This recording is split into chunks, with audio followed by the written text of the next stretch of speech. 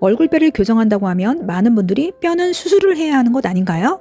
얼굴뼈가 어떻게 교정이 가능한가요? 하고 의구심을 갖습니다. 그렇다면 골반이 틀어진 경우 골반뼈를 수술해야 할까요? 아니면 교정을 해야 할까요? 하고 여쭤보면 골반은 교정을 해야지 어떻게 수술을 하나요? 하시죠. 우리가 골반 교정이라는 개념에는 익숙하지만 얼굴뼈 교정은 흔하지 않기 때문에 뼈 수술과 뼈 교정의 개념이 불명확하실 수 있습니다. 얼굴뼈 수술은 아래턱의 턱각 부위를 잘라내거나 턱뼈 혹은 광대뼈의 특정 부위를 잘라 이어 붙이는 방법이고요. 반면 얼굴뼈 교정은 바른 위치에서 벗어나 틀어져 있는 뼈를 다시 원래의 위치로 이동시켜주는 개념입니다. 즉, 뼈 수술은 특정 뼈 조각의 절대적인 크기와 모양을 축소 변화시킨다면 뼈 교정은 뼈가 틀어지면서 유발된 부정열을 가지런히 정렬시키는 것이죠.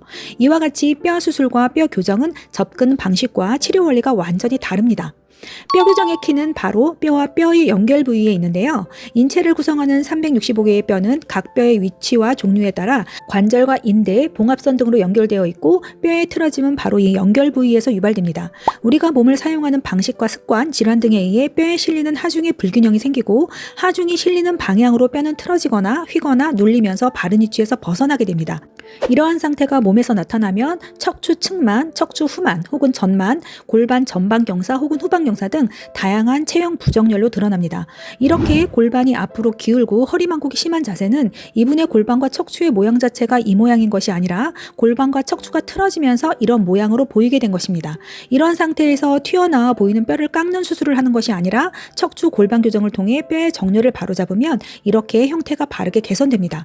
안면 비대칭 역시 이와 같은 관점으로 보아야 합니다. 얼굴과 두개골은 22개의 뼈들이 봉합선과 관절에 의해 연결되어 있는데요. 이 연결 부위가 점차 뒤틀리고 압박되고 당겨지면서 안면뼈의 부정열 상태, 즉 안면 비대칭이 유발되는 것이죠.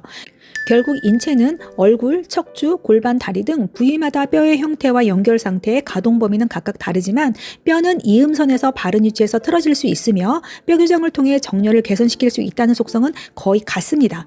리셈의 얼굴뼈와 두개골 교정은 이와 같은 원리를 바탕으로 개발되었습니다. 한의사가 손과 인체용 해머 등을 이용하여 뼈를 감싸고 있는 근육과 근막의 균형을 개선시키고 각각의 뼈를 바른 위치로 이동시켜 얼굴뼈와 두개골의 정렬을 개선시키게 됩니다. 그런데 뼈를 교정한다고 해서 그 효과가 다 똑같지 않은 이유는 특정 뼈를 어떤 방식, 어떤 방향, 어느 정도의 힘으로 교정하느냐, 그리고 어떤 순서로 교정하느냐에 따라 효과는 매우 달라지기 때문에 안면 비대칭을 교정한다고 해서 다 동일한 효과가 나타날 수는 없으며 여기에 리셋만의 고유의 기술과 노하우가 담겨 있습니다. 결론적으로 틀어진 얼굴뼈는 교정이 필요한 상태이며 몸의 다른 뼈의 교정과 마찬가지로 충분히 교정 가능하다는 것입니다.